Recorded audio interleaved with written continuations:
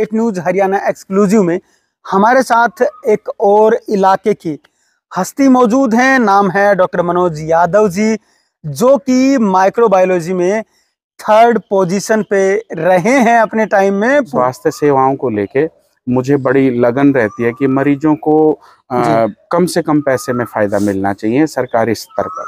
स्वास्थ्य को लेकर अगर मैं दूसरे देशों के मुकाबले अगर कंपेयर करता हूं तो आज भी हम कोई बहुत बड़े आयाम हमने नहीं किए, तो सरकार को यहाँ जागना चाहिए जी। यहाँ से जो सबसे बड़े नेता अपने आप में माने जाते हैं राव इंद्रजीत साहब, तो उन्होंने कहा कि अब की बार मुझे उम्मीद है कि मेरी बेटी को टिकट मिल जाएगा। देखिए, जो जनता की आवाज सुनेगा, असली हीरो लोकतंत्र का वही होगा और तभी लोकतंत्र की महक पूरे भारतवर्ष के अंदर आएगी। एक तरफ तो जो पक्ष है वो तो कहता है कि पहलवानों को न्याय मिलना चाहिए, और दूसरा पक्ष ये वहीं पे कह रहा है कि ये पहलवान राजनीति के तहत वहां पे बिठा दिए गए हैं। तो आपको कौन सा पहलू लगता है? नमस्कार, आप देख रहे हैं स्टेट न्यूज हरियाणा, और आज स्टेट न्यूज हरियाणा एक्सक्लूसिव में हमारे साथ एक और इलाके की हस्ती मौजूद हैं। नाम है डॉक्टर मनोज यादव जी, जो कि माइक्रोबायोलॉजी में 3rd पोजीशन पे रहे हैं अपने टाइम में। पूरे भारत की अगर मैं बात करूं, और अब भी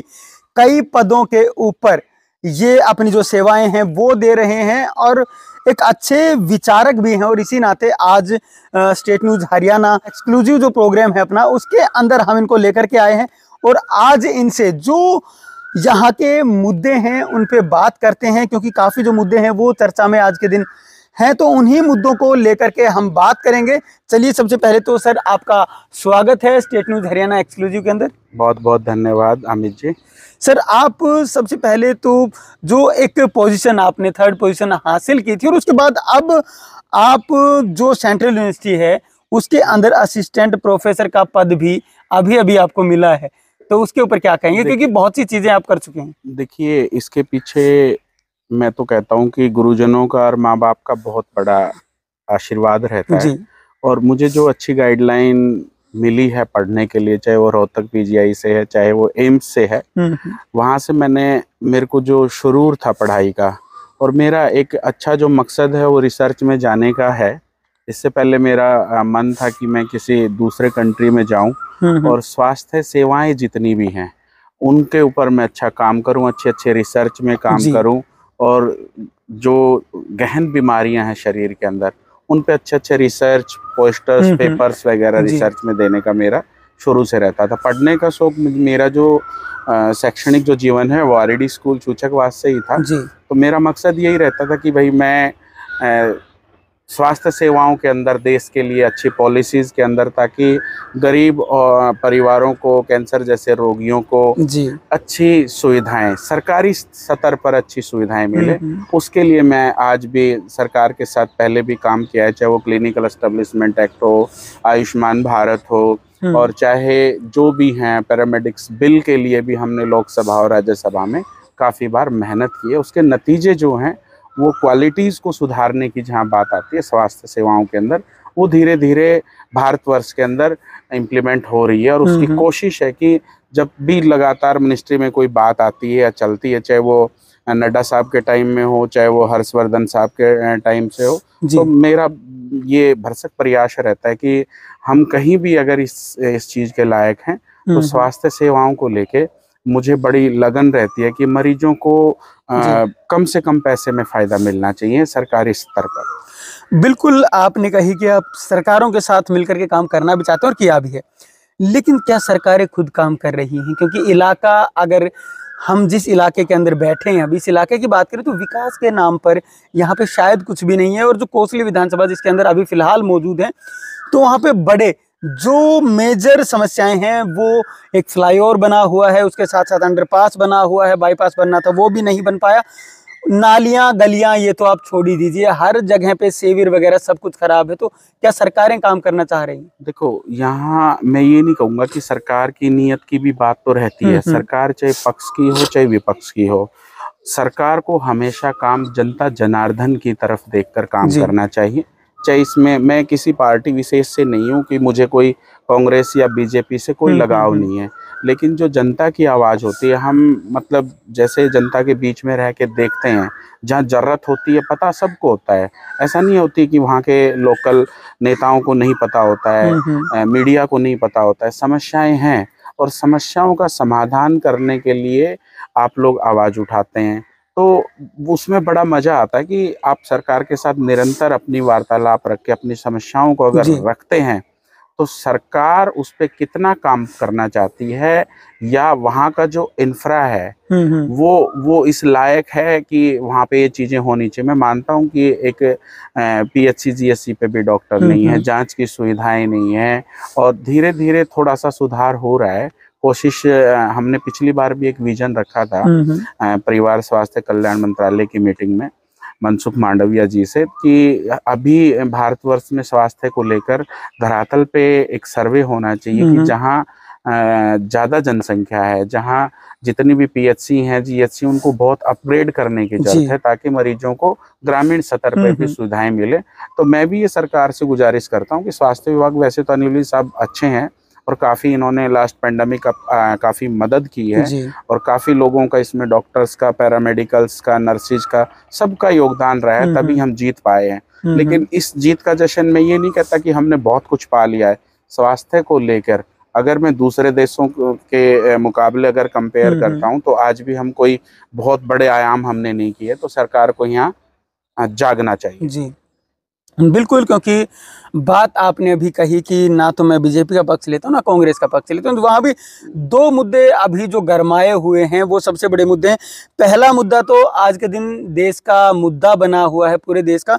एक तरफ तो जो पक्ष है वो तो कहता है कि पहलवानों को न्याय मिलना चाहिए, और दूसरा पक्ष ये वहीं पे कह रहा है कि ये पहलवान राजनीति के तहत वहां पे बिठा दिए गए हैं। तो आपको कौन सा पहलू लगता है? देखिए, कोई भी इस देश में अगर श्रेय का काम करता है, चाहे वो एक खिलाड़ी हुआ, चाहे एक वो डॉक्टर हुआ, चाहे किसी भी वर्ग का आदमी, अगर वो देश के लिए अगर कुछ लाता है, तो मैं मानता हूं कि देश को भी उसका सम्मान करना चाहिए।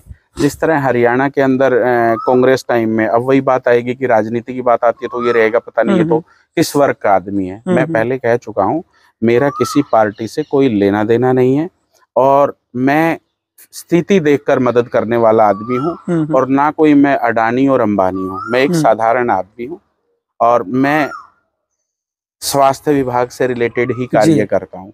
तो मेरा जो कहने का मतलब ये है कि एक मान सम्मान, जब 5-10 देशों के लोग खेल कराते हैं, यहाँ वहाँ पे खिलाड़ी जाते हैं और वो अपने देश के लिए अगर कुछ लाते हैं, तो उनको श्रेय मिलना चाहिए। पिछली सरकारों ने उनकी योग्यता के आधार पर, मैं मानता हूँ कि एक खिलाड़ी भी अगर डीएसपी लगता है तो उस पद के लिए मैच्योर नहीं होता, अगली बार उसको खेलना होता है तो वो प्रिपेयर नहीं हो पाता। तो डेजिग्नेशन की कोई बात नहीं होती, लेकिन सम्मान होता है, पैसे भी दिए जाते हैं।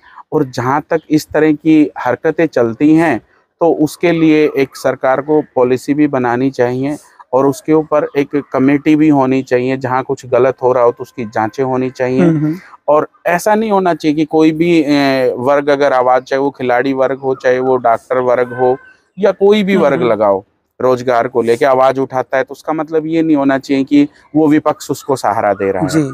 आप जेन्युइन बात कीजिए, कि जेन्युइन बात के अंदर यही रहता है कि पार्टी चाहे देश में कोई भी राज करे, इससे पहले कांग्रेस करेगी या बीजेपी करेगी, आगे का मुझे नहीं पता कौन आएगा, जिसमें दम होगा वो आगे आएगा। इस चीज का कोई एजेंडा मत बनाया करो आप लोग कि मतलब इसको कांग्रेस हवा दे रही है, इसको बीजेपी हवा दे रही है। ये सिलसिला जब तक लोकतंत्र रहेगा तब तक ये चलेगा, इसमें कोई बदलाव नहीं होने वाला है। आरोप प्रत्यारोप लगते रहते हैं, विपक्ष का काम होता है उस चीज को रोकना और वहाँ अडिग होके मतलब उस मामले को पूरी तरह से सत्यापित कराना। तो मेरा यही है कि अगर ऐसा हुआ है तो एक कमेटी बना के अपना नेशनल लेवल पे जो फेडरेशन है उसके खिलाफ जांच होनी चाहिए और साफ सुथरा न्याय मिलना चाहिए। खिलाड़ियों की बात है तो 100% हम मानते हैं कि स्कूल टाइम में भी कोई बच्चा अगर फर्स्ट आता है तो चाहे उसको एक पेंसिल भी क्यों ना मिले, सम्मान तो सम्मान है, चाहे वो कोई बहन बेटी हो, चाहे वो कोई भी हुआ, तो जांच होनी चाहिए। इसमें कोई पक्षपात की बात नहीं, इसमें कोई बीजेपी या कांग्रेस, इन बातों से कोई फर्क नहीं होता। भारतवर्ष नया भारत है, सब बातों को समझता है, हर वर्ग समझदार है, हर इंसान पढ़ा लिखा है, और न्याय की बात होनी चाहिए, ना कि राजनीति की। बिल्कुल, कुछ संगठन हैं जो भारत के अंदर काम कर रहे हैं और उनमें से एक बजरंग दल भी है और गोरक्षक भी उन्हीं में से भी हैं, और अलग भी उन्होंने जो अपने बनाए हुए संगठन वो भी हैं। पता नहीं, लेकिन साथ साथ उनको एक्चुअल में क्या है कि कभी उनको गुंडा बोला जा रहा है, कभी कुछ बोला जा रहा है। तो आपकी नजर में क्या है? पता नहीं, इस भारतवर्ष में जब से लोकतंत्र हुआ है, कोई शिवसेना आ रहा है, कोई बजरंग दल आ रहा है, पता नहीं कितने दल आएंगे, कितने दल जाएंगे। इस बात का मैं कोई कमिटमेंट नहीं करूंगा, लेकिन मैं चाहता हूं कि इस देश के अंदर, लोकतंत्र के अंदर, अगर लोकतंत्र की गरिमा को अगर लोग जानते हैं तो मैं चाहूंगा कि वहाँ ईमानदारी और निष्ठा से काम करना चाहिए और समाज का एक अच्छा प्रारूप तैयार करके जरूरतमंद लोगों की मदद करनी चाहिए।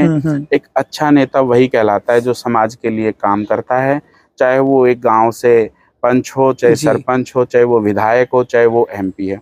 जो जनता की आवाज सुनेगा, असली हीरो लोकतंत्र का वही होगा, और तभी लोकतंत्र की महक पूरे भारतवर्ष के अंदर आएगी। बिल्कुल। अच्छा, अगर अहिरवाल की बात करें, अहिरवाल के अंदर हम मौजूद हैं, तो यहाँ पे जो लोकल नेता है वो क्यों नहीं उभर पाते हैं, या कहीं किसी विधानसभा के जो नेता हैं, आसपास की जितनी भी विधानसभाएं हम देख पा रहे हैं वो लगभग अनाथ के बराबर है। उनमें कोई भी ऐसा नहीं व्यक्ति नजर आता जो कि अपने आप को कह सके मैं जन नेता हूँ, जनता का नेता। देखो, कई बार क्या होता है, कुछ लोग स्वयंभुओं के पीछे पड़ जाते हैं। कुछ लोग ऐसे होते हैं, यहाँ पे स्वयंभू बहुत है कि वहां तो ये जो करेगा वो होगा। लेकिन मैं जहां तक मानता हूँ, फिर मीडिया किस लिए? आप आवाज उठाइए ना, बार बार आप आवाज उठाइए, लोगों की, जनता जनार्दन की आप बात सुनिए, समस्याएं सुनिए। जहां विधायक का काम है, विधायक जी को जागरूक कीजिए, जहां संसद लेवल का है वहां पे कीजिएगा।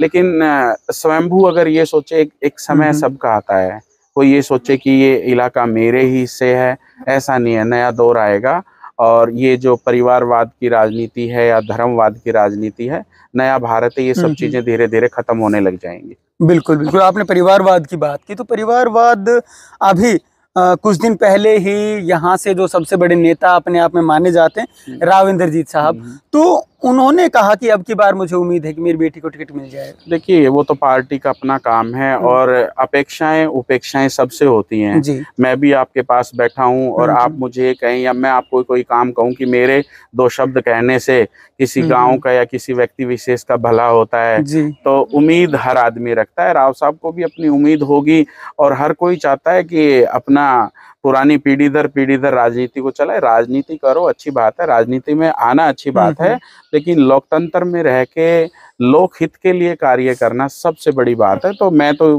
कहूँगा राव साहब वेलकम है, और अगर बिटिया जीत रही है, वो आपकी बिटिया है तो हमारी बहन है, और आए और जनता के लिए आपसे भी बेहतरीन काम करें, तब तुम बात ही कुछ और होगी। जी सर, हमसे बात करने के लिए आपका बहुत बहुत धन्यवाद। आपने इतना कीमती समय दिया।